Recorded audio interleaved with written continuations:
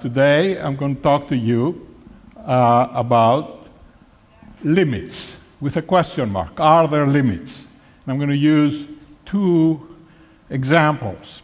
One is the orbiting and landing of an asteroid with the NEAR spacecraft. NEAR stands for Near Earth Asteroid Rendezvous. And the other is exiting the solar system with Voyager. And this is the kind of thing that is very much in line with the theme of uncharted waters, which of course is the theme of this conference.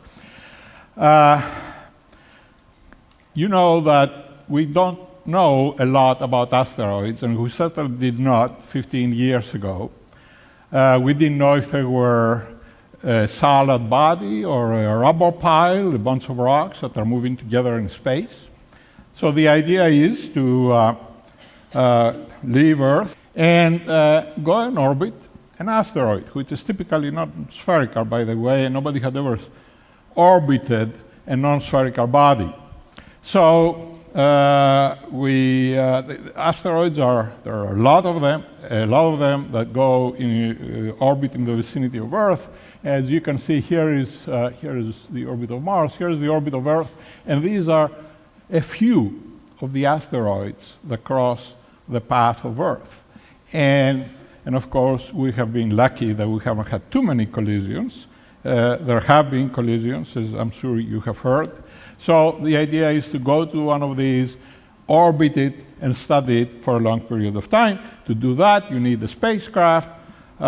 We started the work 2 months before this picture was taken. You see the spacecraft on top of what we call a shake table, which means that we take the spacecraft once it's finished, and then we vibrate it to a level which is going to experience as it goes up on top of a rocket through the atmosphere and then into space. And it better survive that, otherwise it will not work. So that's what we did. The spacecraft then, we moved on to Cape Canaveral. We put on top of the rocket, as you can see here.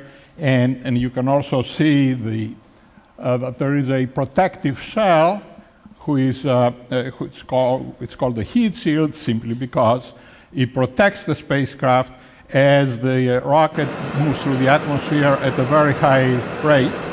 This is sort of my last walk through the tower that surrounds the rocket. By the way, that's the young lady that you see is the first program manager that I appointed to a NASA planetary mission. And I'm very proud of having worked with ladies who really know how to do it. So this is the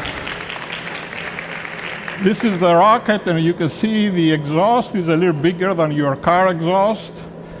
These are just the solid rockets that surround the main body of the rocket, and then, of course, when the fuel is exhausted from these, they fall off, and then we go on to the next main tank of the rocket, and it goes up. This lasted a long time, so I'm not going to tell you a lot more. I spent time on it. Finally, we launched in February of 1996. What you see in this is Eros. This is the asteroid.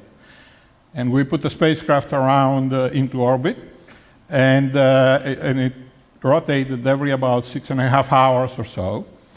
So the spacecraft is rotating and watches the asteroid as it's rotating around. Getting there, of course, goes on simple.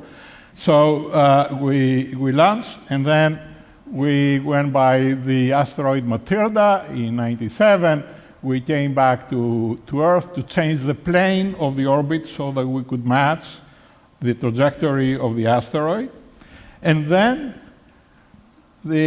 something happened just before we were ready to get into orbit. And that is, we fired the onboard rocket and we lost the spacecraft. No communication for almost 24 hours. It's the worst thing that can It can ruin your whole day when you're in this business. But fortunately, we had built enough redundancy into the system that 24 hours later, we got a weak signal. We got the control of the spacecraft again. We found out what happened, and it turned out that the two computers on board had a disagreement. The spacecraft computer couldn't agree with a propulsion engine computer, and we got in trouble. We lost some fuel. We went around the sun once more, and finally, we got into orbit. And as we were approaching the Eros asteroid on February 12, 2 days before Valentine's Day, mind you, here was the picture. It looked like a heart. And of course, we knew it was an optical illusion, and of course, we never published the picture because we would get into all kinds of trouble. And then when we got close, as you will see, what happened is that you had these 3 craters that were arranged in a triangle, and they looked with a kind of sun angle and the shade, it looked like a heart from a distance. So that's the kind of stuff that you see in the tabloids that in the United States we pick out in supermarkets, supermarket counters, heart on Eros. So much for that. From CNN, it was big news Blitzer in Washington, Joey that a NASA spacecraft orbited an asteroid on February 12. CNN is very loud everywhere it goes, including the United States. Just ahead of the program, a close encounter between a NASA satellite and an asteroid. An unmanned spacecraft is now in orbit around an asteroid. It's supposed to teach us about these giant rocks and perhaps help scientists figure out how to protect us from a possible collision. Details from CNN's Ann Kellen. Yes, sure. Okay, I think I can make a... That's our trajectory manager who was making, he and his team, most of the calculations. This is the first time that any spacecraft has orbited a small body. And with applause and high fives, the spacecraft. This is the senator of Maryland. And now I'm showing you the next episode. After we were in orbit for a year, we had charted the entire asteroid. We were familiar with every little corner and every little crater, and we just had a little bit of fuel left. And we said, what are we going to do now? Because to maintain a spacecraft in orbit around an asteroid that has this kind of shape, like a potato, it's very hard, and you have to really keep pushing and adjusting the orbit by using fuel. And we were at the end of the fuel, and so what will happen is that the spacecraft would drift away. So what we did is I went to NASA and persuaded the administrator that we're going to try to ease it down on the surface of the asteroid. And he eventually agreed to let us do it. So the day came, again, it was, as I mentioned, a year later. We had already calculated what the trajectory was going to be like. What you see here is the calculated trajectory, is a black line, and the points are the real-time data. We had the laser altimeter that measured the distance of the spacecraft from the ground by shining a laser, getting the reflection, and measuring the distance with a precision of about 1 centimeter. So we knew what was happening, and we figured that it would take about 45 minutes to get down to the ground, and it seemed like it was going very well. I'll show you a simulation of what we had done with the spacecraft as you see it. And in fact, the spacecraft landed with the solar panels pointing in the direction of the sun, with the antenna pointing in the direction of Earth, and we kept getting data. And it went on for a number of days. What you see is the pictures that were taken by the spacecraft as it was moving into closer and closer to the surface of Eros. And at the end, we had a resolution which was actually quite good. You can see here that this is the last image we had. You can discriminate and see rocks that were of the order of a few centimeters across. So, well, that wasn't all. We had the opportunity to do other things. This is the announcement that we had actually landed, and Mr. Goldin, who was the NASA administrator at the time, was exceptionally anxious because NASA had just crashed a spacecraft on Mars a month before, and he was very worried about what was going to happen if this happened again to NASA's reputation. But he was very happy.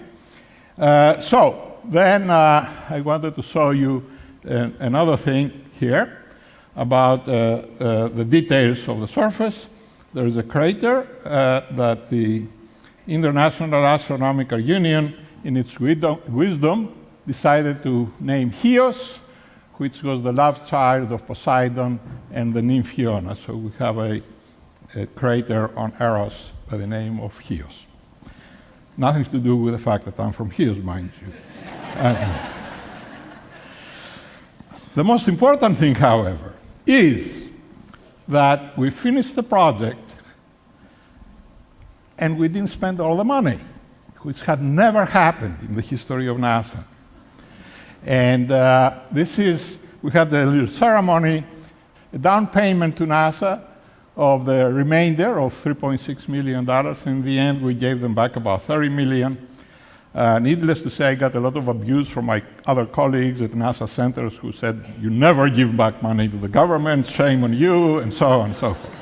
But we overcame. Now let me tell you about the other part of the things that go on uncharted waters.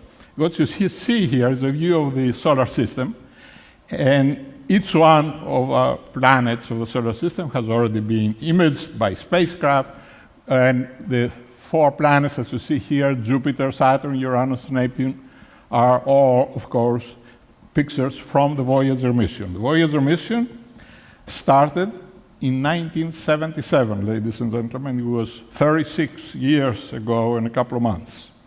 And the original plan was to go to Jupiter and to Saturn, and that was going to be a 4-year mission. But then it turned out that it was possible, using gravity assists from Jupiter to go on to Saturn, but then also using gravity assists from Saturn to go on to Uranus, and from Uranus to Neptune, and that's exactly what we did with Voyager 2, while we shot Voyager 1 away from the Sun and towards the North Ecliptic. So that was a very well-planned program. It worked well. It provided essentially all new information. And I just want to show you the spacecraft, which is about this size. This is the antenna. It points in the direction of Earth. It transmits information. This here is the instrument from my team. And I am pointing that out because it did some other things that we were very proud of. I'm showing you this picture with President Herbert Walker Bush, not the new one, not the son, the father. He had a lot of brains, the father. He invited us to the White House, as had done Mr. Reagan before him. And I'm showing you that simply because to point out that the American government and the politicians really appreciate what science does for the country. And it's not just NASA, it's the National Institutes of Health, it's all kinds of National Science Foundation. And they saw it effectively with this kind of thing by inviting us to lunch and things like that.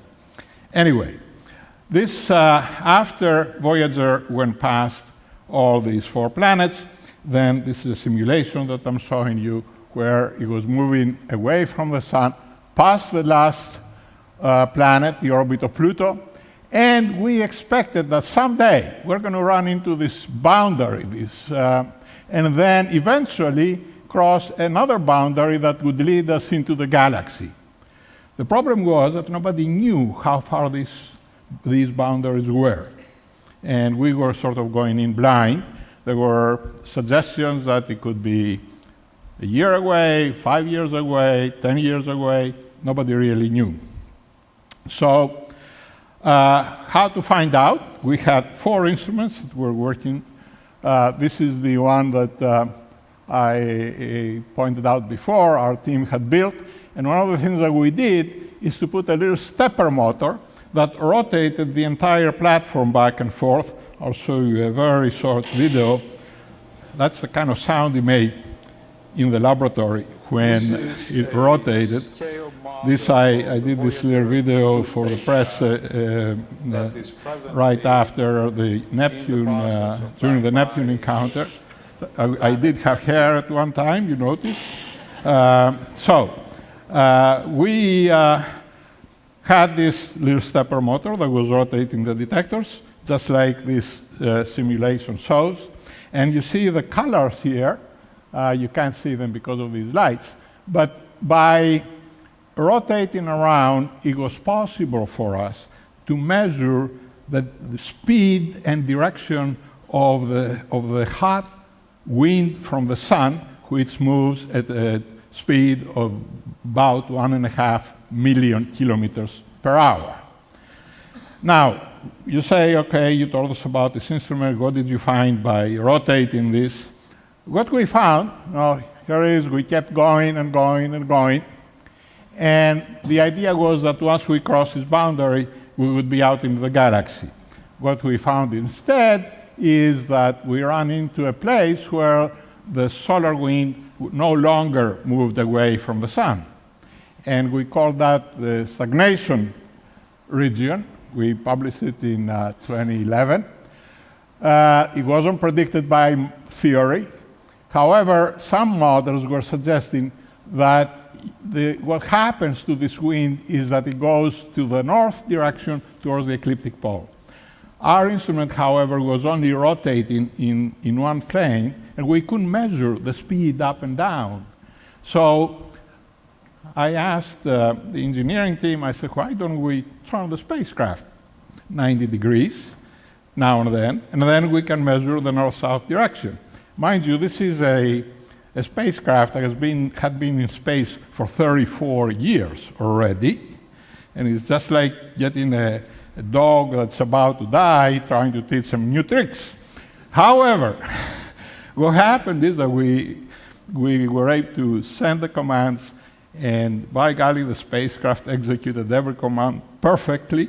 And for 2 years, we have been doing this every 2 months. We rotate the spacecraft in this direction. What we found out is that, in fact, even this model was also wrong. There was no flow of the wind in the north direction, or in the south direction for that matter. So theory failed us again. And we actually wrote this up and we're publishing it until we found something very strange that happened last year. What you see here, and it's the only data that I will show you, is the curve for cosmic rays, the intensity. And you see that it started increasing right about early May of 2012. These are the so-called galactic cosmic rays. These are particles that were actually generated by explosions of supernovae millions of years ago in the vicinity of the sun, and were coming from outside the galaxy into our solar system. And they began to go up. And then eventually, at about the same time, after 2 or 3 increases, the material that was coming from the sun, never mind what these are, protons and heliums and what have you, and oxygen, dropped at the same time. In other words, the solar material disappeared, and the stuff that was supposed to be coming from outside the galaxy, that's what we believe, appeared and increased. So we said, aha, we actually got out of the solar system and into the galaxy. But we lacked some data. This is a picture from a press event at the Jet Propulsion Laboratory in Pasadena.